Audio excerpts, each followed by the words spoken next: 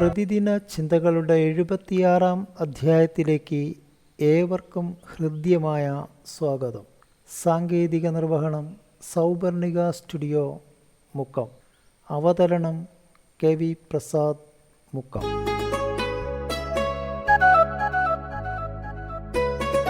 അതുല്യനായ കവി, സ്വാതന്ത്ര്യസമര പോരാളി, ധീരനായ പത്രാധിപർ, വേദജ്ഞാനി, ബഹുഭാഷാ പണ്ഡിതൻ, സാമൂഹ്യ വിപ്ലവകാരി എന്നീ നിലകളിൽ പ്രശസ്തനാണ് ചിന്നസ്വാമി സുബ്രഹ്മണ്യ ഭാരതി. തമിഴ്നാട്ടിലെ ഒരു യാഥാസ്ഥിതിക ബ്രാഹ്മണ കുടുംബത്തിലായിരുന്നു അദ്ദേഹത്തിൻ്റെ ജനനം. ബ്രാഹ്മണനായിരുന്നുവെങ്കിലും അതിന് യോജിക്കാത്തതായിരുന്നു അദ്ദേഹത്തിൻ്റെ ജീവിത രീതി. സിഖുകാരെപ്പോലെ വെള്ളത്തലപ്പാവ്, കട്ടിമീശ, മേൽവസ്ത്രത്തിനുമേൽ ഒരു കോട്ട്, നാടിനുപോലും അപരിചിതമായ വേഷവിധാനം. മാനവികതയുടെ വിശാലമായ ലോകത്തേക്കായിരുന്നു ആ കണ്ണുകൾ എപ്പോഴും തുറന്നിരുന്നത്. തന്നിലെ ബ്രാഹ്മണ്യത്തോട് കലഹിച്ചുകൊണ്ടു തന്നെയായിരുന്നു സുബ്രഹ്മണ്യ ഭാരതി ജീവിച്ചത്.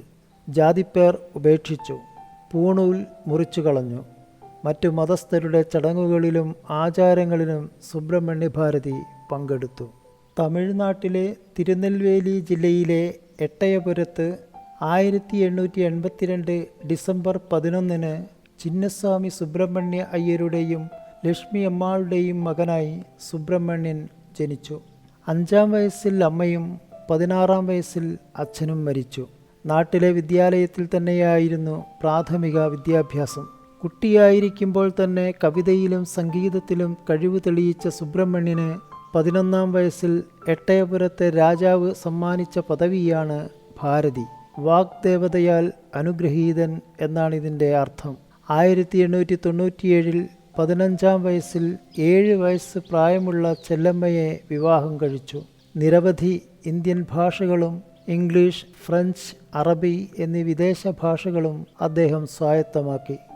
1898 മുതൽ 2 വർഷം വാരണാസിയിൽ താമസിക്കുകയും അവിടെ വെച്ച് സംസ്കൃതവും ഹിന്ദിയും പഠിക്കുകയും ചെയ്തു. ഭാരതി ഹൈന്ദവ ആത്മീയതയുമായി അടുക്കുന്നത് ഇക്കാലത്താണ്.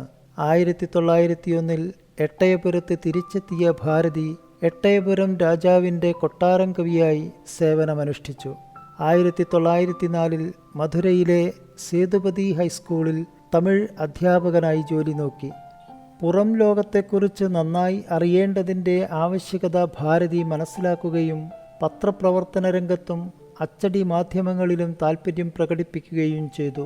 ഭാരതി ചെന്നൈയിൽ നിന്നും പ്രസിദ്ധീകരിച്ചിരുന്ന തമിഴ് പത്രമായ സ്വദേശമിത്രനിൽ അസിസ്റ്റന്റ് എഡിറ്ററായി ജോലിയിൽ ചേർന്നു. 1905 വാരണാസിയിൽ നടന്ന കോൺഗ്രസ് അഖിലേന്ത്യാ സമ്മേളനത്തിൽ പങ്കെടുത്ത് മടങ്ങുന്നതിനിടെ സ്വാമി വിവേകാനന്ദൻ്റെ ശിഷ്യയായ സിസ്റ്റർ നിവേദിതയെ പരിചയപ്പെട്ടു. ഇവരുമായുള്ള അടുപ്പം സ്ത്രീ ശാക്തീകരണത്തിന് വേണ്ടി പ്രവർത്തിക്കാൻ ഭാരതിയെ പ്രേരിപ്പിച്ചു. ബാലഭാരതം എന്ന ഇംഗ്ലീഷ് പത്രത്തിലും തമിഴ് വാരികയായ ഇന്ത്യയിലും ഭാരതിയുടെ കവിതകൾ നിരന്തരം പ്രത്യക്ഷപ്പെട്ടു. ആധുനികതയും ദേശീയതയും അദ്ദേഹത്തിൻ്റെ കവിതകളിൽ തുളുമ്പി നിന്നു. ഇന്ത്യ ജേണലിൻ്റെ ഉടമസ്ഥൻ അറസ്റ്റിലായതോടെ ഭാരതി തൻ്റെ അറസ്റ്റ് ഒഴിവാക്കാനായി ഫ്രഞ്ച് അധീനതയിലുള്ള പോണ്ടിച്ചേരിയിലേക്ക് കടന്നു. അവിടെ നിന്നും ഭാരതി വിവിധ പ്രസിദ്ധീകരണങ്ങൾ പുറത്തിറക്കിയെങ്കിലും ഇന്ത്യ, വിജയ എന്നീ പത്രങ്ങൾ ബ്രിട്ടീഷ് ഇന്ത്യയിൽ നിരോധിക്കപ്പെട്ടു. പ്രവാസകാലത്ത് തീവ്ര ദേശീയ നേതാക്കളായിരുന്ന അരവിന്ദ ഘോഷ്, ലാലാ ലജ്പത് റായ് എന്നിവരുമായി സുബ്രഹ്മണ്യ ഭാരതി അടുത്ത ബന്ധം പുലർത്തിയിരുന്നു. 1918 ഭാരതി കടലൂരിനടുത്ത് ബ്രിട്ടീഷ് ഇന്ത്യയിൽ പ്രവേശിച്ചപ്പോൾ അറസ്റ്റിലായെങ്കിലും അധികം വൈകാതെ ജയിൽ മോചിതനായി. ആധുനിക തമിഴ് സാഹിത്യത്തിൻ്റെ തുടക്കക്കാരിൽ ഒരാളായിരുന്ന സുബ്രഹ്മണ്യ ഭാരതി മഹാകവി എന്ന അപരനാമത്തിലാണ് അറിയപ്പെടുന്നത്. ലളിതപദങ്ങളും താളങ്ങളും അദ്ദേഹം തൻ്റെ കവിതകളിൽ ഉപയോഗിച്ചു. ഭാരതിയുടെ കവിതകൾ പുരോഗമനപരവും പരിഷ്കരണവാദപരവുമായ ആശയങ്ങൾ ഉയർത്തിപ്പിടിച്ചു. ഇന്ത്യൻ ദേശീയത, സ്നേഹം, പ്രകൃതി, കുട്ടികൾ, തമിഴ് ഭാഷയുടെ മഹത്വം തുടങ്ങിയവ കവിതകൾക്ക് വിഷയമായി. ദേശീയതയും പൗരാണിക പാരമ്പര്യവും ഇഴചേർന്ന സുബ്രഹ്മണ്യ ഭാരതിയുടെ പുകഴ്പെറ്റ കാവ്യങ്ങളാണ് കുയിൽപ്പാട്ടും കണ്ണൻപാട്ടും പാഞ്ചാലി ശപഥവും. ആധുനിക തമിഴ് സാഹിത്യത്തിലെ ഏറ്റവും വലിയ സാങ്കല്പിക കഥാപാത്രമാണ് ഭാരതിയുടെ കണ്ണമ്മ. സുബ്രഹ്മണ്യ ഭാരതിയുടെ ഓടി വിളയാടു പാപ്പ, തായിൻ മണിക്കൊടി പാറീർ തുടങ്ങിയ ദേശഭക്തിഗാനങ്ങൾ ജനങ്ങൾ ഇന്നും ഹൃദയത്തിൽ സൂക്ഷിക്കുകയും ഏറ്റുപാടുകയും ചെയ്യുന്നു.